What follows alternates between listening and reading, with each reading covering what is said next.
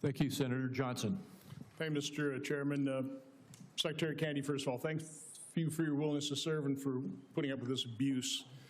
5 minutes is even close to refute all the falsehoods that have been confidently spewed during this hearing.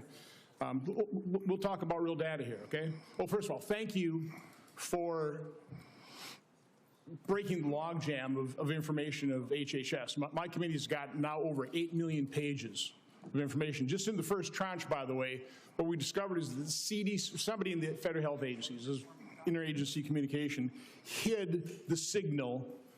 They admitted there was a signal on myocarditis, and they hid it. They didn't warn the public. They didn't warn doctors. So that's just one instance of corruption and lies told by the CDC. We've got a lot of others we'll be rolling out, okay? So we held our first hearing and permanent subcommittee investigation on that hiding of the signal of myocarditis. We've heard a lot of studies, okay? As I've looked into science, it's been thoroughly corrupted. Here's data, and I'd like to enter this sheet into the record. I've been publishing this chart for, since really early 2021. When I'm on, for example, talk radio shows and they talk about this, they get deplatformed, or they were, because of all the censorship during the Biden administration. Here's the facts.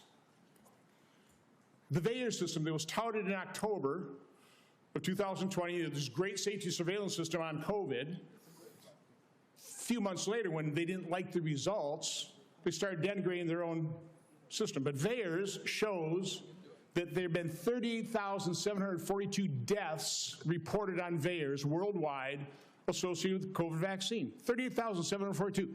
9,252 of those deaths occurred on the day of vaccination within 1 or 2 days. Again, I agree with you. Nobody knows how many COVID deaths were because the information was completely corrupted. Nobody knows how many lives were saved. I think most people, okay, if you're vulnerable, raise your antibodies, reverse severity, fine.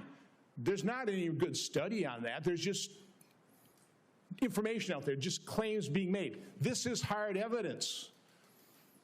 And certainly what I've been advocating for are the injection injured, the childhood vaccine injured. We're going to be holding a hearing next Tuesday on a study done by a high-integrity healthcare facility that shows, that actually looked at vaccinated versus unvaccinated, very high-quality study. I'm not going to steal the thunder of Aaron Seary, who's going to be testifying on this. I think you're aware of this study that shows the vaccinated population far more prone to chronic illness than people completely unexposed to vaccines. That is just one example of how science has been corrupted by the way, the study was conducted, and when they conducted this, oh no matter what the results are, we're going to release this.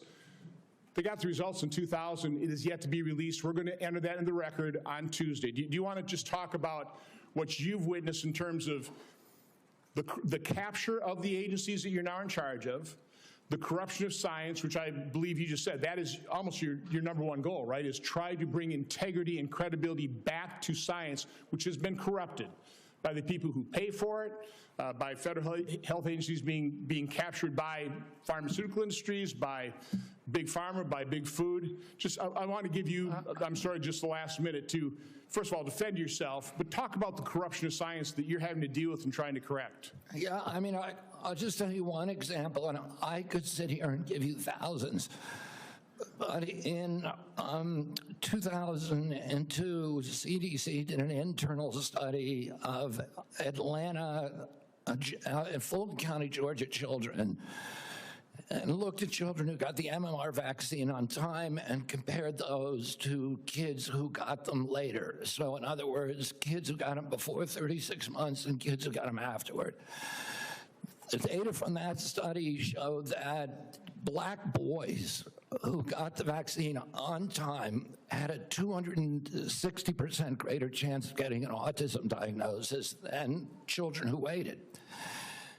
The chief scientist on that, Dr. William Thompson, the senior vaccine safety scientist at CDC, was ordered to come into a room with 4 other co-authors by his boss, Frank DiStefano, who's the head of the Immunization Safety Branch, and ordered to destroy that data. And then they published it without that fact. So you know that story, I know that story, and you know of hundreds of stories like that. It happens all the time. We are being lied to by these agencies, and we're going to change that right now. The letter I received from the Oshkosh business, it would be out of business because of the 50 employee mandate. It's going to be out of business. I just want to enter that in the record as well. Without objection. The committee will take a 5-minute quick break here just to allow just a moment of reset here, and then we'll start right back up again in about 5 minutes.